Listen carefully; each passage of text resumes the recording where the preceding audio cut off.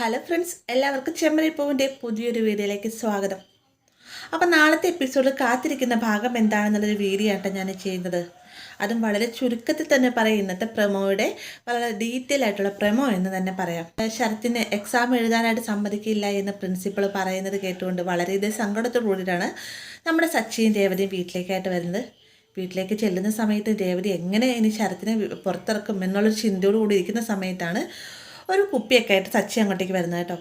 വേഗം തന്നെ ഈ ഒരു പെട്ടെന്ന് നിർത്തിയിരിക്കുന്ന ആ ഒരു സ്വഭാവം വീണ്ടും തുടങ്ങാൻ പോവുകയാണോ എന്നുള്ളൊരു പേടി കാരണം രേവതി സച്ചി വന്ന ഉടനെ തന്നെ സച്ചിന് ഒരുപാട് വഴക്ക് പറയുന്നുണ്ട്. കൂടുതൽ തന്നെ രവീനെ വിളിക്കാൻ ഒരുങ്ങുന്ന സമയത്ത് സച്ചി വേഗം രേവതി തടഞ്ഞു നിർത്തിയതിന് ശേഷം കാര്യങ്ങൾ വിശദമായി തന്നെ പറഞ്ഞു കൊടുക്കുകയാണ്. അത് മറ്റൊന്നുമല്ല, നാളെ രാവിലെ നമ്മൾ ശരത്ത് പഠിക്കുന്ന കോളേജിൻ്റെ ഫ്രണ്ടിൽ പോയി നിന്നതിന് ശേഷം ഞാനൊരു കുടിയനെ പോലെ അഭിനയിക്കുകയും മാത്രമല്ല നിന്നെ തല്ലി ഇടിക്കുകയൊക്കെ ചെയ്യും. അതൊക്കെ അഭിനയമാണ് രേവതി.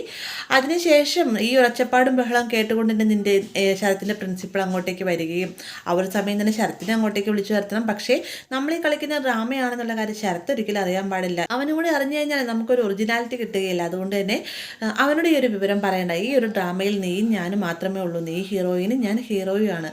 അപ്പോൾ ഈ ഒരു നാടകത്തിന് അവസാനം തീർച്ചയായിട്ടും ശരത്തിന് പ്രിൻസിപ്പൾ എക്സാം എഴുതാൻ അനുവദിക്കും എന്നൊക്കെ സച്ചി പറയുമ്പോഴത്തേക്കും രേവതി ആദ്യമൊക്കെ തടയുന്നുണ്ട്. രേവതി പറയുന്നത് നമുക്ക് നേരായ രീതിയിൽ സംസാരിച്ച പോലെ സച്ചേട്ടാ എന്ന് പറയുന്ന സമയത്ത് നേരായ രീതിയിൽ സംസാരിക്കുകയാണെങ്കിൽ നമ്മൾ ചെന്നല്ല രേവതി, എന്നിട്ടും പ്രിൻസിപ്പൾ സമ്മതിച്ചിട്ട് നമുക്ക് എൻ്റെ ഈ ഒരു വളഞ്ഞ വഴിയിലൂടെ തന്നെ പോകാമെന്ന് രേവതിനായിട്ട് പറയുകയാണ്. അങ്ങനെ ഇരുവരും കാലത്ത് നേരം വെളുക്കുമ്പോൾ തന്നെ സച്ചി ഒരു മദ്യപാനിയുടെ രൂപത്തിൽ ഗേറ്റിൻ്റെ ഫ്രണ്ടിൽ വന്ന് നിൽക്കുകയും രേവതിനെ തല്ലുകയും രേവതിയോട് മദ്യപിക്കുന്നതിന് വേണ്ടി പണം ആവശ്യപ്പെടുകയൊക്കെ ചെയ്യുന്നുണ്ട്. അപ്പോൾ ഈ ഒരു കാഴ്ച കൊണ്ടുകൊണ്ട് അവിടെ നിന്നുള്ള ജനങ്ങളെല്ലാം ഓടിക്കൂടുന്നുണ്ട് കേട്ടോ. അതിനിടയിൽ തന്നെ രേവതിയും നല്ല കലശലായി തന്നെ അഭിനയിക്കുന്നുണ്ട്. രേവതിനെ തല്ലുന്ന പോലെ സച്ചി കാണിക്കുന്ന സമയത്ത് രേവതി കരയുന്ന രീതിയിൽ നന്നായിട്ട് തന്നെ ആക്ട് ചെയ്യുന്നുണ്ട് കേട്ടോ.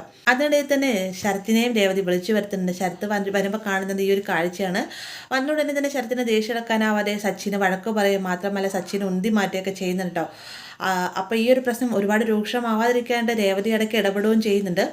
അങ്ങനെ ഇവർ തമ്മിൽ സംസാരിക്കുന്ന കാണുമ്പോഴത്തേക്ക് ശരത്തിനെ കാണുമ്പോൾ പ്രിൻസിപ്പളിൻ്റെ ശരത്തിനെ മനസ്സിലാവുകയാണ്. വേഗം ശരത്തിനെ വിളിച്ച് വരുത്തിയതിന് ശേഷം ആരാണെന്നൊക്കെ ചോദിക്കുന്ന സമയത്ത് ഇതെൻ്റെ ചേച്ചിയാണ്, ചേച്ചിയുടെ ഭർത്താവാണ്, നേരത്തെ മദ്യപാനം ഉണ്ടായിരുന്നു, പക്ഷേ അതെല്ലാം നിർത്തി നല്ല ഒരു മനുഷ്യനായി ജീവിച്ചത് ഇപ്പം എന്ത് പറ്റിയെന്ന് അറിയില്ല എന്നൊക്കെ പറയുന്നുണ്ട്. കൂടാതെ തന്നെ പറയുന്നുണ്ട് തൻ്റെ വീട്ടിൽ അമ്മയും അനിയത്തിയും ഒരു ചേച്ചിയുമായിരുന്നു ഉണ്ടായിരുന്നത്. ചേച്ചിയെ കല്യാണം കഴിച്ചു വിട്ടു. അച്ഛൻ ഞാൻ പഠിച്ചുകൊണ്ടിരുന്ന സമയം തന്നെ മരിച്ചുപോയി. അതുകൊണ്ട് എനിക്ക് പാർട്ട് ടൈം ജോലിക്ക് പോകേണ്ടി വന്നു. അതുകൊണ്ട് എൻ്റെ പഠനം ഇടയ്ക്കിടയ്ക്ക് മുടങ്ങിയത് എന്നൊക്കെ ശരത്ത് പറയുന്ന സമയത്ത് പ്രിൻസിപ്പളിന് ഇതെല്ലാം കേട്ടുകൊണ്ട് തന്നെ, അതായത് നമ്മുടെ സച്ചി രേവതി എന്താണോ പറയാൻ ഉദ്ദേശിച്ചത് ആ ഒരു കാര്യം ശരത്ത് വളരെ വ്യക്തമായി തന്നെ പറയുകയാണ് കേട്ടോ. ഇത് കേൾക്കുമ്പോൾ തന്നെ പ്രിൻസിപ്പളിന് സത്യാവസ്ഥ മനസ്സിലാവും. പ്രിൻസിപ്പൾ ശരത്തിനോടായിട്ട് പറയുന്നുണ്ട്, എന്തായാലും നാളെ തൊട്ട് നീ നല്ല രീതിയിൽ തന്നെ പഠിക്കുക വന്നോളൂ, നിന്നെ എക്സാം എഴുതിപ്പിക്കുന്നില്ല എന്നുള്ള എൻ്റെ തീരുമാനം മാറ്റിയിരിക്കും, നിനക്ക് എക്സാം എഴുതാമെന്ന് പ്രിൻസിപ്പൾ പറയുന്നത് കേൾക്കുമ്പോഴത്തേക്കും സച്ചിക്കും അതുപോലെ അതിലുപരി രേവതിക്കും ഭയങ്കര സന്തോഷമാവുന്നുണ്ട്. എന്നാൽ ഇതിനിടയിൽ തന്നെ പ്രിൻസിപ്പൾ എന്താ ചെയ്യുന്നത് വെച്ച് കഴിഞ്ഞാൽ നടു റോഡിൽ വെച്ചൊരു പെണ്ണിനെ ആക്രമിച്ചു കഴിഞ്ഞാൽ ആർക്കായാലും അത് കണ്ടു നിൽക്കാനാവുകയില്ലല്ല. അത്രയും ഒരു സ്ട്രിക്റ്റ് ആയിട്ടുള്ള ഒരു പ്രിൻസിപ്പൾ. അപ്പം തീർച്ചയായിട്ടും പോലീസിനെ വിളിക്കുക തന്നെ ചെയ്യും. അദ്ദേഹം ഈ ഒരു കാഴ്ച കണ്ടുകൊണ്ട് പോലീസിനെ വിളിക്കുകയും പോലീസ് അങ്ങോട്ടേക്ക് വരികയും സച്ചി അറസ്റ്റ് ചെയ്തുകൊണ്ട് പോവുകയും ചെയ്യുന്നുണ്ട്. അപ്പോൾ അറസ്റ്റ് ചെയ്തുകൊണ്ട് പോകുന്നതിൻ്റെ ഇടയിൽ രേവതി പറയുന്നുണ്ട് ഇതെല്ലാവരും അഭിനയമാണ് സാർ, ദയവ് ചെയ്ത് അദ്ദേഹത്തെ വിടണമെന്നൊക്കെ പറയുന്നുണ്ടെങ്കിലും ഇവർ സച്ചിനെ വിടുന്നില്ല കേട്ടോ. സച്ചിനെ വണ്ടിയിലിട്ടുകൊണ്ട് പോവുകയാണ്. അപ്പോൾ രേവതി പിന്നാലെ ഓടുന്ന കാണുമ്പോഴത്തേക്ക് ശരത്ത് എന്നിട്ട് പറയുന്നുണ്ട് ചേച്ചി എങ്ങോട്ടേക്ക് ഓടുന്നത്, അദ്ദേഹത്തിന് അങ്ങനെ തന്നെ വേണം, അദ്ദേഹം മദ്യപിച്ച് വന്ന് ഇവിടെ തല്ലുണ്ടാക്കുന്ന കാര്യം ഉണ്ടായിരുന്നു എന്നൊക്കെ ചോദിക്കുന്ന സമയത്താണ് രേവതി ഇതെല്ലാം ഒരു അഭിനയമായിരുന്നു എന്ന് ശരത്തിനോടായിട്ട് പറയുന്നത് കേട്ടോ. അപ്പോൾ തന്നെ ശരത്ത് പറയുന്നുണ്ട് ഇത് നേരത്തെ എന്നോടൊന്ന് പറയാൻ പാടില്ലായിരുന്നു ചേച്ചി എന്ന് പറയുന്ന സമയത്ത് സച്ചിയേട്ടൻ പറഞ്ഞിരുന്നതൊന്നും നിന്നോട് പറയരുതെന്ന്, എന്തായാലും നിനക്ക് എക്സാം എഴുതാൻ സാധിച്ചില്ലെങ്കിൽ നമുക്ക് എങ്ങനെയും സച്ചിയേട്ടനെ പുറത്തിറക്കാം എന്ന് പറഞ്ഞുകൊണ്ട് ശരത്തിനെ കൂട്ടിക്കൊണ്ട് പോലീസ് സ്റ്റേഷനിലേക്കായിട്ട് ചെല്ലുകയാണ് കേട്ടോ. പോലീസ് സ്റ്റേഷനിലേക്ക് ചെല്ലുന്ന സമയത്ത് നമ്മുടെ സച്ചിയെ അറസ്റ്റ് ചെയ്തിരിക്കുന്ന പോലീസ് അവിടെ ഉണ്ടായിരിക്കില്ല.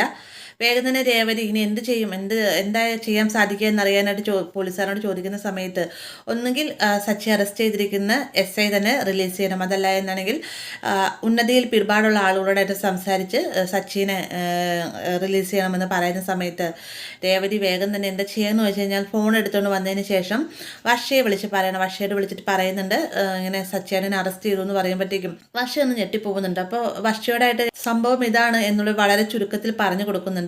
അപ്പോൾ തന്നെ വർഷ പറയാൻ എന്തായാലും രേവതിച്ചെന്ന് വെയിറ്റ് കഴിഞ്ഞാൽ നമ്മളെ കൊണ്ട് എന്തെങ്കിലും ചെയ്യാൻ പറ്റുമോ എന്ന് നോക്കട്ടെ എന്നും പറഞ്ഞുകൊണ്ട് കോള് കട്ട് ചെയ്യാണ് കേട്ടോ. അതിനുശേഷം വർഷേനെ അച്ഛനെ വിളിക്കുകയാണ്. വർഷയുടെ അച്ഛനെ വിളിക്കുന്ന സമയത്ത് ഫോൺ എടുക്കുന്ന മഹിമയായിരിക്കും. മഹിമയോടായിട്ട് വർഷ പറയുന്നുണ്ട്, മമ്മി ഡാഡി എന്ത് ചെയ്യുന്നു ചോദിക്കുന്ന സമയത്ത് ഡാഡി എവിടെയുണ്ട് എന്താ മോളെ എന്ന് മഹിമ ചോദിക്കുന്നുണ്ട്. അപ്പോൾ ഇങ്ങനെ വർഷ പറയുന്നത് ഇങ്ങനെയാണ്, എനിക്ക് വേണ്ടപ്പെട്ട ഒരാൾ, അദ്ദേഹത്തിന് അയാൾ തെറ്റൊന്നും ചെയ്തില്ല, പക്ഷേ അയാളിപ്പോൾ പോലീസ് അറസ്റ്റ് ചെയ്തിരിക്കുകയാണ്, അച്ഛനോട് പറഞ്ഞെന്ന് അയാളെ റിലീസ് ചെയ്യണമെന്ന് പറയുമ്പോഴത്തേക്കും മഹിമ വേഗം തന്നെ മധുസൂദൻ്റെ കയ്യിലേക്ക് ഫോൺ കൊടുക്കുന്നുണ്ട്. മധുസൂദൻ വേഗം പറയുന്നുണ്ട്, ഇതെന്താ ഇങ്ങനെ പോലീസ് കേസൊക്കെ നീ ഏറ്റെടുക്കുന്നത്, പോലീസ് കേസൊന്നും കൈകാര്യം ചെയ്യേണ്ട കാര്യം നിനക്കില്ലല്ലോ, ഇതൊക്കെ നാട്ടുകേസല്ലേ എന്ന് ചോദിക്കുന്ന സമയത്ത് അതല്ലാടി അത് വേണ്ടപ്പെട്ട ഒരാളായതുകൊണ്ടാണ്, എങ്ങനെയും അദ്ദേഹത്തെ രക്ഷിക്കണമെന്ന് പറയുമ്പോൾ ശരി എവിടെ വെച്ച് അറസ്റ്റ് ചെയ്ത ആളുടെ പേര് ഡീറ്റെയിൽസ് ഒക്കെ പറയുമ്പോഴത്തേക്കും വർഷം അടിച്ചാണെങ്കിലും സച്ചിയുടെ പേര് പറയുന്നുണ്ട്. ഇത് കേട്ട ഉടനെ തന്നെ മധുസൂദൻ ഇരുന്നോട്ടത്തിന് ചാടി എഴുന്നതിന് ശേഷം ഇത് പറയാനാണ് നീ ഇങ്ങോട്ടേക്ക് വിളിച്ചത്, ഒരിക്കലും സച്ചിനെ ജാമ്യത്തിലിറക്കാനായിട്ട് എന്നെ എങ്ങോട്ടേക്ക് നീ വിളിക്കാൻ വേണ്ട, അവന് എന്ത് അബദ്ധം വന്നാലും ഞാൻ തിരിഞ്ഞു പോലും നോക്കിയില്ല എന്നൊക്കെ പറഞ്ഞു മധുസൂദൻ പറയുന്ന സമയത്ത് മഹിമ വേഗം പറയുന്നുണ്ട്, നീ കേട്ടില്ല അച്ഛൻ എന്താ പറഞ്ഞെന്ന് കേട്ടില്ലേ, ഇനി എന്തായാലും അതും പറഞ്ഞുകൊണ്ട് നീ ഇങ്ങോട്ടേക്ക് വിളിക്കേണ്ടതില്ല എന്നും പറഞ്ഞ് കോള് കട്ട് ചെയ്യുകയും ചെയ്യുന്നുണ്ട് കേട്ടോ. ഉടനെ തന്നെ വർഷ നമ്മുടെ രേവതിയെ വിളിച്ച് ഒരു കാര്യം പറയുന്നുണ്ട്, രേവതിനെ എന്ത് ചെയ്യും എന്നുള്ളൊരു ടെൻഷനോട് കൂടി നിൽക്കുന്ന ആ ഒരു ഭാഗത്തോടെ ആയിരിക്കും നാളത്തെ എപ്പിസോഡ് അവസാനിക്കുന്നത്. വീഡിയോ ഇഷ്ടമായി കഴിഞ്ഞാൽ ലൈക്ക് ചെയ്യാനും കൂടെ ചാനൽ സബ്സ്ക്രൈബ് ചെയ്യാനും മറക്കരുത്.